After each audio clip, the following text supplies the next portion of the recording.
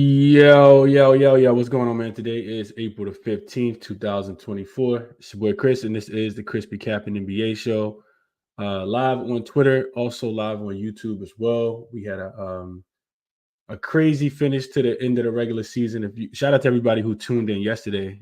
We went through that hell of a slate. All 30 teams playing, and we got a lot of things right. Let's just say we got a lot of things right. I only made one play yesterday and ended up being Washington first half team total over after getting all the injury report and stuff. But definitely gave out a lot of winners. We picked out a lot of things correctly on the show. So shout out to everybody who tuned in yesterday. Definitely was a profitable show.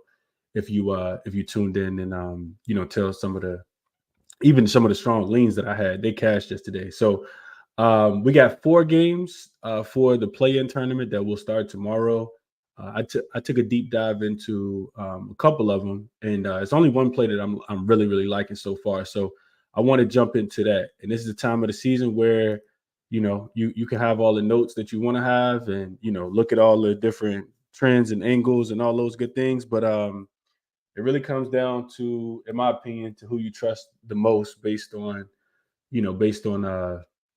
based on health, based on situational spot. So we're gonna jump into it. I don't have a strong opinion on the first couple games, but we'll dive a little bit deeper into them, and I'll give you guys some notes that I do have on them to start the play-in tournaments, and then I'll come back and do another show again, and that show will be on who I'm taking for the series and series prices, whether I see value in some of those lines, teams to win the West, teams to win the East, all those different things. So hit the like button for me if you can on your way in, and let's jump into it. So yesterday it was Boston first half team total over. I did send it out with the Washington Wizards first half over, but either way, if you took it either way, it did cash, and it was a smaller play. I said I didn't want to go too crazy yesterday. Probably should have went crazy yesterday based on, in retrospect, it's always easy to say that, but we did give out, like I said, a bunch of winners. On the season, you guys see on the season, the 23-24 season, 273 and 222 and 2, which puts us right at, I think it was 55.15% when I did the calculations. And we finished on the season 40.98 units. So it was a great season overall. Definitely, like I said, if we can run up 20 more, I said this, about 3 weeks ago, if we can run up 20 more and finish at plus 60 for the season, I feel real good with those results, especially because I'm giving them all out for free, or, to my members, if it's after the show has already been, already happened. So, excited to see those results, and hopefully we can kind of keep trending in that direction for the season. So let's jump into it for today. Like I said, it won't be a super long show. Let's jump into it though. So Lakers, Pelicans, man. I said yesterday, and this is the difficult part about these in-season tournament, not in-season tournament, but the play-in games, is that I said yesterday, one game on the line, give me the Lakers. I said I'm taking the Lakers over the Pelicans if it's a game that they absolutely have to win. I think LeBron James and Anthony Davis could be enough to do whatever it is that they need to do to get over the hump. And that's exactly what happened. They dominated from the tip yesterday. And now you got the Pelicans back at home, so same spot.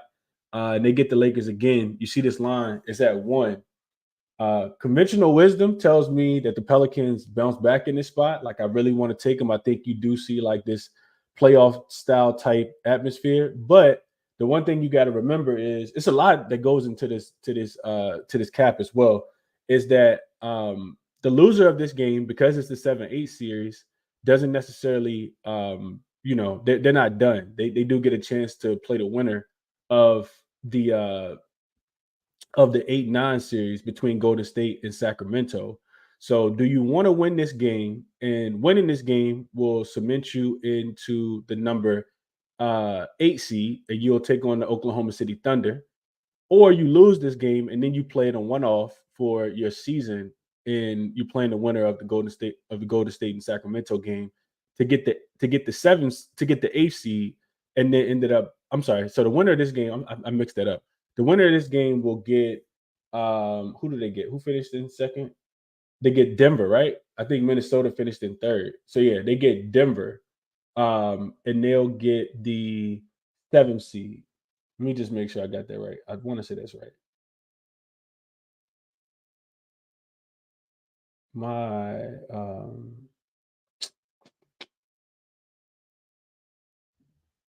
train not updated. Give me 1 second. I just want to make sure I got that right. Yeah, so that's right. So OKC finished in first. I mean, they won by 100 yesterday, and Denver ended up finishing in second because Minnesota lost to Phoenix yesterday. So the winner of this game gets the Oklahoma City Thunder in the first round. The loser of this game gets to host the winner of Golden State and Sacramento. Just want to make sure I got it right. And that team will, whoever wins that game, will play against the Denver Nuggets in the first round. So it kind of makes sense in my opinion. When you think about it like that. I think the Lakers match up really, really well with the Oklahoma City Thunder. They've beaten them a couple times throughout the season.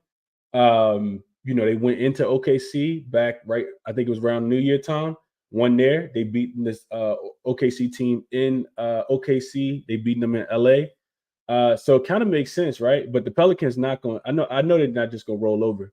The reason why I really liked LA yesterday, one of the biggest reasons, because I do trust LeBron James and Anthony Davis in a one-off type game, as long as they're not playing against Nikola Jokic and Jamal Murray and Coach Mike Malone. But the other thing is that, when I think about the Lakers, when I think about the Pelicans yesterday, I thought about them bringing Brandon Ingram back and how much that would throw the offense off. Similarly to the Minnesota Timberwolves bringing Karl-Anthony Towns back. I know it's the second game back, but it takes some time to get readjusted, reacclimated to the offense. Everybody kind of shift back into the normal positions.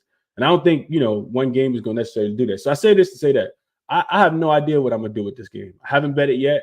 I think I could definitely see the Pelicans bouncing back in this spot. And it'd be so Lakers to find themselves in the second play-in game against the winner of Golden State and the Sacramento Kings. So I didn't play the game, conflicted on the total because the Pelicans don't play as well. Remember, I said this yesterday too. Pelicans, for whatever reason, have one of the better home record, one of the better road records in the NBA. Their home record, not so much. Lakers also have a losing record on the road, but like I said, game on the line, I do trust them a little bit more. Let's see what you guys are saying about this one. What up, Nando? Prolific says, "Good morning, Chris. Thanks for the show today. I don't like these break-ins between. This makes my morning. I don't like these breaks in between. This makes my morning." What up, Justin? Sean, appreciate you for joining and becoming a member. El Boogie says, "Happy Monday. Real season as a punter. Hit the like button. That's a fact." Teddy says, "What do you think about these opening lines? Any spots?" Yeah, I got one that I'm gonna talk about. Justin says he got in on the Hawks plus the 3.5 and the Warriors on the money line. DJ says play-in tournament should be easy money. Chad says the Pels will win handedly. He don't even care about the points. He take it. What you got, an alt line, Chad? Justin says if Lakers win, they get Denver. Do they really want Denver or nah? They lose, they avoid Denver. So the winner of this game gets the 7th seed. Yeah, I said that. I said that totally wrong.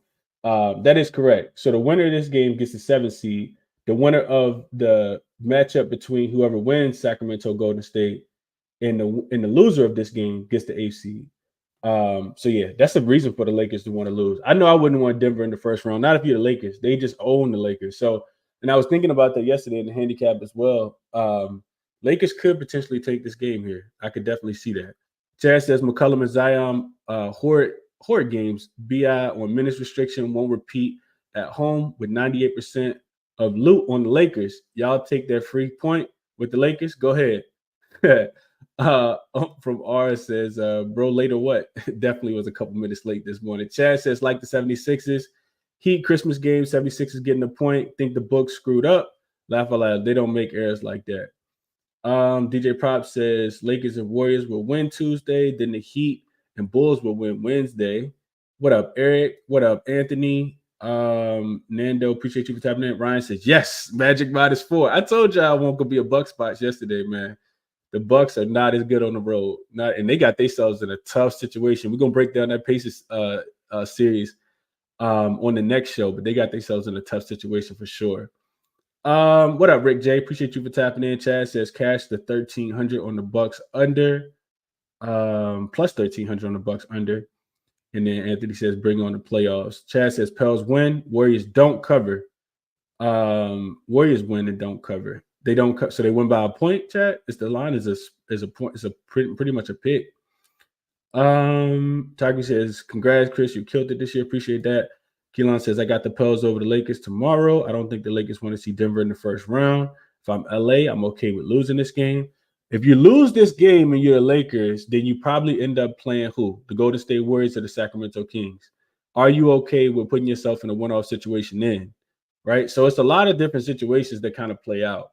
I understand the logic, and I kind of agree with it to a certain extent, but something tells me that, you know, pride kicks in, and maybe the Lakers think that they can beat the Kings or they can beat the Warriors, but I don't know if I want to put myself in a one-off game with the Golden State Warriors. So that would be my rebuttal, but I do understand what you guys are saying.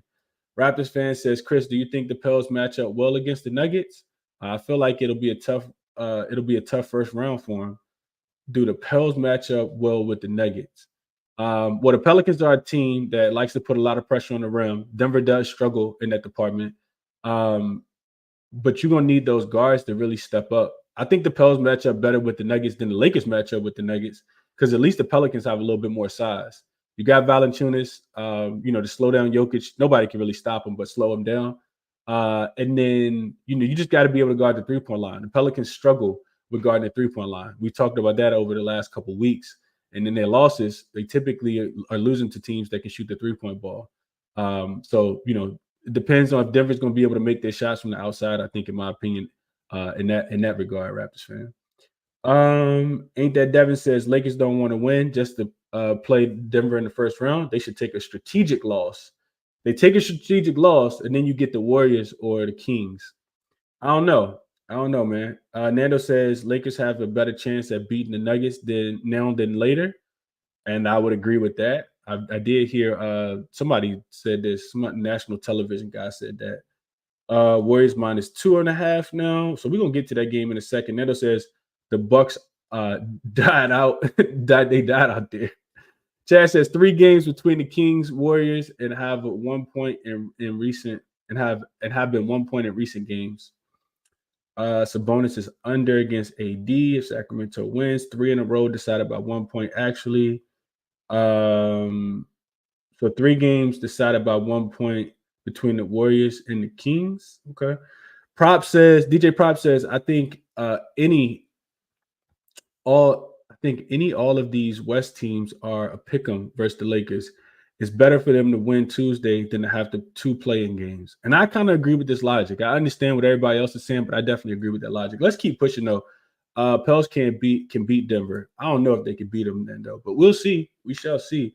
So next game on Tuesday night, on tomorrow night, we got the Golden State Warriors and the Sacramento Kings. This line open. I don't even know where they opened at, if I'm being honest with you guys. I didn't know that the lines were going to come out so fast. I didn't catch the opening lines. Let me see real quick. I think it opened at 1, and it was in favor of the Warriors. Yeah, I see it at 1 in favor of the Warriors. So when I looked at it, it was 1 as well. It was 1 in favor of the Warriors, and I jumped on the Warriors in this spot, man. I've been talking about this one for if you've been listening to the write-ups and the breakdowns on this, on the Sacramento Kings team or the Golden State Warriors, I think the Golden State Warriors got exactly what they wanted in this spot. You get a Sacramento Kings team that's kind of limping into the playoffs. I've been talking about, like I said, I've been talking about this for a while. You go through, and I think Sacramento did play a harder schedule. That's the one advantage that I will give the Kings. They have played a harder schedule than the Warriors towards the end of the season.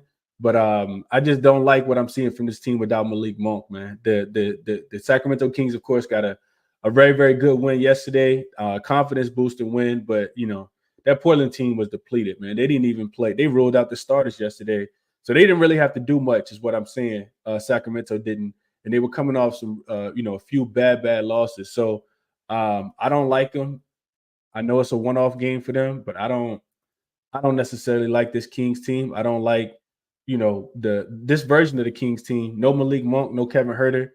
Golden State went on the road last year, and you can use this as motivation if you're the Kings too. They did go on the road last year and beat this team in a Game 7 when all the chips were on the table. Golden State has been significantly better on the road than they've been at home. I think they're 19-2. So yeah, The Kings did they beat the Trailblazers, but they lost to the Suns, lost to the Pelicans, lost to the Thunder. Their last 3 games, those are playoff teams. Before beating the Trailblazers, before they lost to the Thunder, they lost to the Nets, non-playoff team. Before that, they lost to the Celtics when the Celtics were resting players. They did that was a late foul call that should have been called. They lost to the Knicks, playoff team. They did beat the Clippers. That was the game that Kawhi rested.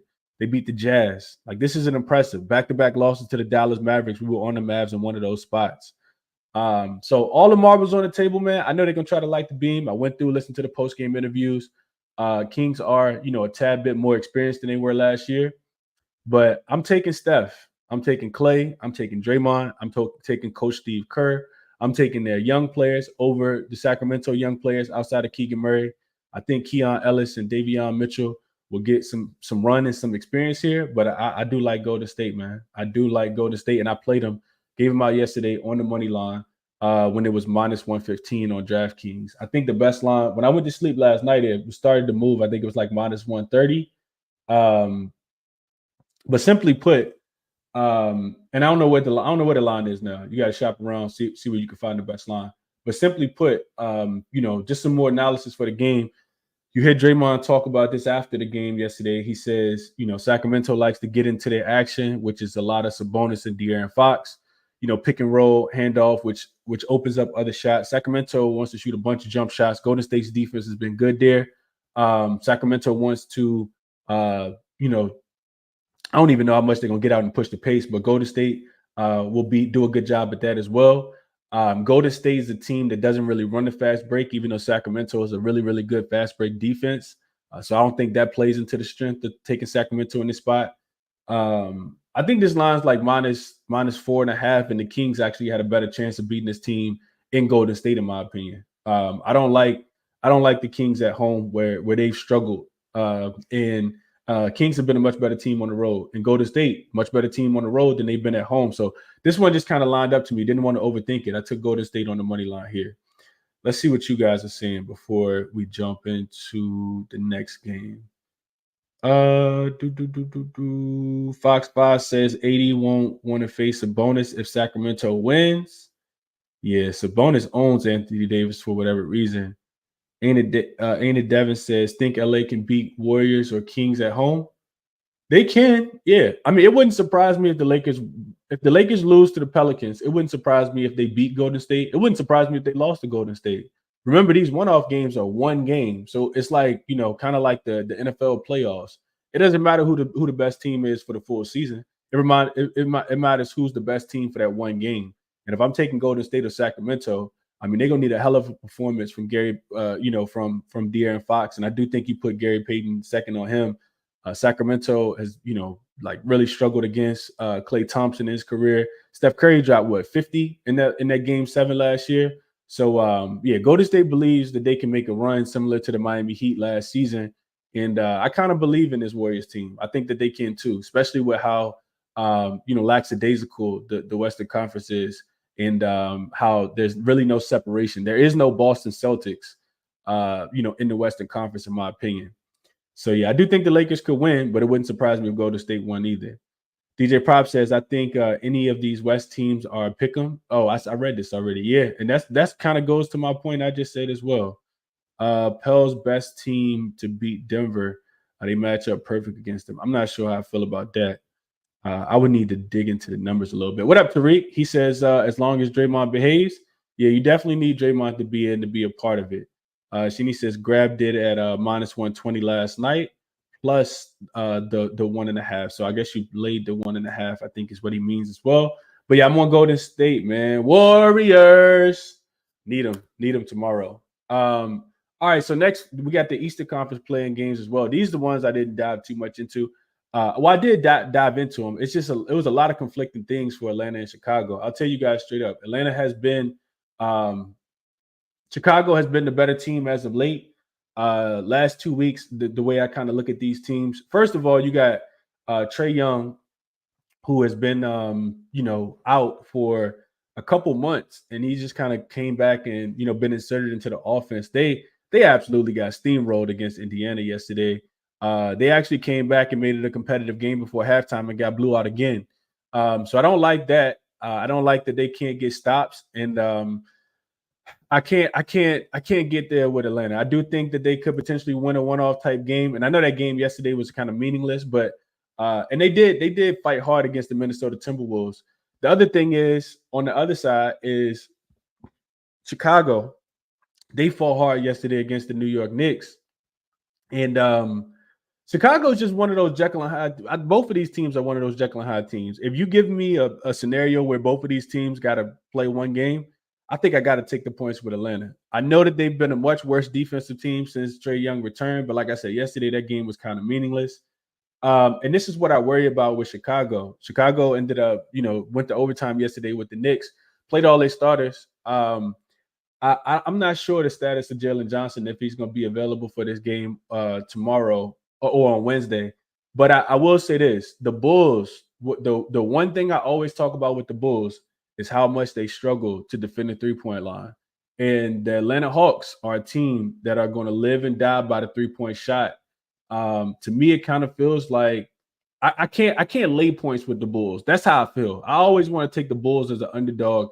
And because this is a pick 'em type game, I know the game will be played in Chicago, but when you think about it, the Bulls are, this is like a pick 'em game outside of, the Bulls getting a couple of points for home court advantage here. So looking at this, like, to give you guys some numbers, when I talk about the Chicago Bulls defense, over the last 2 weeks, the Bulls are allowing the second most corner threes, and teams are shooting it at the sixth highest percentage, 43%. Now, the reason why I give you that number for the last 2 weeks is because it's a microcosm of the entire season. On the full season, the number doesn't change much. The Bulls finished allowing the second most corner threes and teams to shoot the third best percentage at 42% from the corner three. Where does Atlanta want to take their shots from? The corner three. They're fifth in frequency over the last 2 weeks, 12th in accuracy on the season, sixth in frequency, and 21st in accuracy. This Atlanta Hawks team, all they want to do is shoot a bunch of threes, man. They just want to shoot a bunch of threes, and I just think that's their identity. And if they get hot, as we saw, they can keep up with the Boston Celtics. They beat that team twice as well. So I guess I'm saying that if I had to play the game, I'd be taking the points with. Well, I am saying if I had to play the game, I'd be taking the points with Atlanta. Chicago, I just can't trust them, man. I can't trust them laying a number with Chicago. So it'd be Atlanta right here for me or nothing. Let's see what you guys are saying about this one. T Money says, don't sleep on Keon Ellis. Yeah, he's gonna have his hands full for sure. Chad says Hawks with Jalen out and Trae in. No way, I bet Hawks. I can understand that. I can definitely understand that. AB says, I'm with you, Chad. Hawks are a fade with Trae. Yeah, they all it takes is one game, though. All it takes is one game. T Money says this game might go to overtime. Bulls win by 2. AB says, and I can see that. That's why I'd be taking the points with Atlanta here. SK, I'm gonna do another show on series. Thoughts on Pacers to beat the Bucks here. I really like a couple different series. I'm gonna save that for another video, probably tomorrow morning. We'll talk series prices. But yeah, I would agree. Tariq says I do like the Pacers to beat the Bucks, if I'm being honest with you, especially not knowing the status of Giannis. I think you get a really good price before Giannis potentially misses one game or gets ruled out. I just think back to the series, man. The Bucks have been owned by the Indiana Pacers this season, and a lot of it is because of their youth and athleticism. Like Brook Lopez can't be on the floor, in my opinion. So yeah, let's see. AB says DeRozan game winner. I could see that. I could definitely see that. 3.5 is a big number with your season on the line. The loser of this game, this is the 8-9 seed. 9-10 seed. The loser of this game is out. So I do think you get maximum effort for both teams. Atlanta seems like an easy fade, but who wants to lay points with the Bulls? The Bulls is a home favorite. Let me just look at something real quick. The Bulls is a short home favorite this season. Bulls at home, laying 4 points or less. They're 4-7 straight up, 3-8 against the spread this season. Typically winning those games by average of 3 points. It's not something I want to do with my money. Understanding that they did play really, really hard yesterday. And Atlanta was in a throwaway game. I think you got to remember that as well. Atlanta was in a throwaway game yesterday. So Atlanta on the road getting 4 points as dogs. They're 5-6 straight up and 5-6 against the spread, losing by an average of 1 point. So they've won 5 of the 11 games outright as a road dog, getting 4 points or less this season. The last 2 times it happened, they actually beat the Bulls. That game was 2 weeks ago on April the 1st. They beat them 113-101. And then they also beat the Knicks 116-110 back on March the 5th. So back-to-back games, they've been road dogs. They were getting 2 points and 1.5 points in those 2 games I'm telling you guys about. They won both of them outright. They do got losses in here to the Nets, the Pacers, the Heat. And I don't like I said, that Trae Young's coming back. But I like that it helps the 3-point shooting. So it'd be Hawks here for me or nothing, I think. Let's see. DJ Prop says, I don't think Trae is ready. Caruso will lock up DeJounte Murray, and DeRozan will go off for 40 in the win. I could see that too. And that's the reason why I'm not playing the game. I know I said Jalen Johnson probably not playing. I think when I read yesterday, he was going to be out for like 2 weeks. So I do think he's going to miss this game, but I need some clarification. Don't hold me to that. All right. Last game, right? Yeah, 76ers in the Heat. Last game, minus the 4.5. You got 76ers laying 4.5 at the crib. Total sitting at 207.5. This is a game where so all the numbers are going to point to Philly. So the question here is, do you trust the Miami Heat to make that magical run like they did last year? The first thing I thought about was it'd be so Miami Heat to lose this game and then play super hard in the next game, because the loser of this game will get the loser of this game will get the hold on, who did the loser of this game? The loser of this game gets the winner of the game that we just talked about between the Atlanta Hawks and the Chicago Bulls. So it'd be so Miami to lose this game and then get that game. Miami is a team that I kind of see like the New York Knicks. They're not really ducking smoke, and I don't really think they care who they play in the first round. I just think that they just want to get there. The thing that really that is really intriguing about this game is Miami. Similar to the Golden State Warriors, have been a really, really good team on the road. We know I don't even have to give you guys the numbers, but they've been just as good on the road, probably as Philly has been at home. Now, Philly has steamrolled everybody. I think they finished the season on like a 10-game winning streak. This team is not really playing right now. Last 2 weeks, they're the number one offensive rated team. Number one rated defensive team. They also finished 7th in offensive rating, winning by an average of 12 points per game. But Miami on the road, that's typically where they play their best brand of basketball as well. Miami has been extremely dominant, especially defensively. That's where they kind of hang their hats. Will Eric Spoelstra be able to draw something up to be able to slow down Maxey, Joel Embiid, and the rest of these guys? I don't think so. I can see this game. I do think that the point spread is exactly where it should be, though. And that's one of the reasons, in my opinion, that it hasn't moved. I think Philly is the better team. I think Miami, I put some money on Miami to beat Atlanta a couple nights ago, or maybe last week, and you really see their offense struggle. I will say this: Philly did win the last 2 games in the season series. I think Tyler Hero didn't play in either one of those games. This is a game where you'll have to wait on Terry Rozier. He's missed the last couple games for Miami. But one game, all the marbles, I do think that Philly wins the game. Do they cover? I think that they do. Didn't bet it because the number seems about right. It wouldn't surprise me if Miami was able to keep this game close.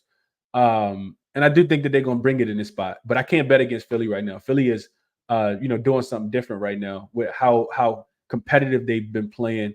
They did get down. I think they lost the first quarter to Brooklyn yesterday. But you see them really just turn it up, man. And I know it's the Brooklyn Nets. You can't really compare Miami to them. But offensively challenged, I think you can. Miami really struggles. They can really struggle to score the basketball. A lot of their shots have been coming from the three, corner three. They are third in corner three frequency, third in corner three accuracy over the last 2 weeks. And Philly's been really good against the 3-point shot. Actually, the 6th best 3-point defense overall, allowing teams just to shoot 33%.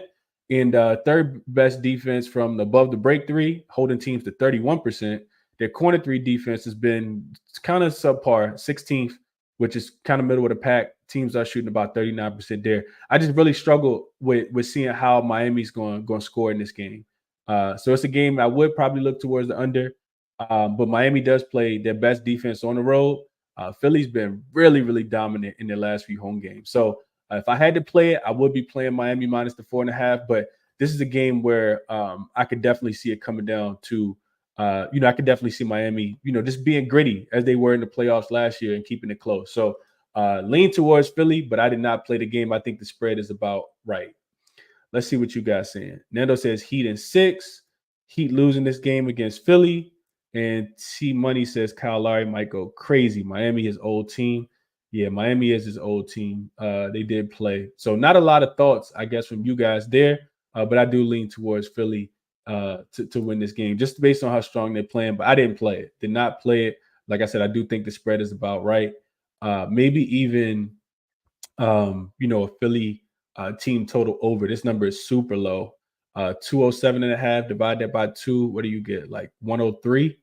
Add 2, so 105 to 103 is what the total is projected in this one. I think Philly will get to 105 points. I do think that they'll get there. Joakim says Sixers minus 4.5 feels like the side. The Heat squad just doesn't look cohesive, and I would agree, man. They can really struggle to score the basketball. You just need somebody to really be able to slow down. I think Embiid should be able to do a pretty good job on Bam.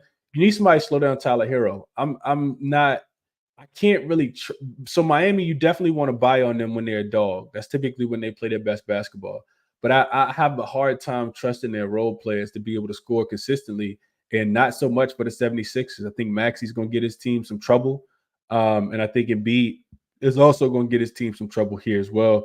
You got other guys like Kelly Oubre, Buddy Hield, who can, knock down some shots. The Heat can struggle to defend the three-point line at times as well. So, yeah, top play for me, though, and I'm going to get up out of here. I'll chop the show up, but top play for me, Golden State. Like I said, I took them on the money line. I'm not sure what the price is right now. It's probably like minus 145, but I do think Golden State, like I said, I trust them on the road in Sacramento where they have played really good basketball, and that's what I locked in and sent to the members last night. Like I said, I'll go back and I'll do a series show that probably will be tomorrow. But yeah, definitely on Golden State, man. One game for all the marbles. I got to take the Warriors. Got to take the Warriors. Like I said, no Malik Monk. Feels like a Golden State spot to me. I'm putting my money. I'm backing this team. Win, lose, or draw. I'm taking Golden State to beat Sacramento probably every single time. And I like that it lines up for them to be on the road in this spot as well. So best of luck if you guys are tailing the play. Best of luck on all the other action that you guys have. Like I said, I will do another show tomorrow, but it'll be a series show. And if I have anything that I'll add, based on injury news or any kind of nuggets I find, I'll share it with you guys as well. Resources that I use to handicap the game, always right here. So if you guys are interested, definitely check those out. And if you guys are new, hit the like button for me, share the show, subscribe to the channel if you guys haven't. If you're old and you've been, with me for the last couple years, definitely appreciate the like, the share, the subscribe, and all those things as well. A link for all my official plays when I do make them is in the description if you guys are interested in joining and becoming a ChrisBeCappinn community member. Best of luck on all your action. Bet responsibly, man. I'll catch you guys in the next one. Have a great Monday. And VA is going to be hot. Allergies going to be crazy. Pollen everywhere. But enjoy your Mondays, man. I hope you guys have a great one. I'm out.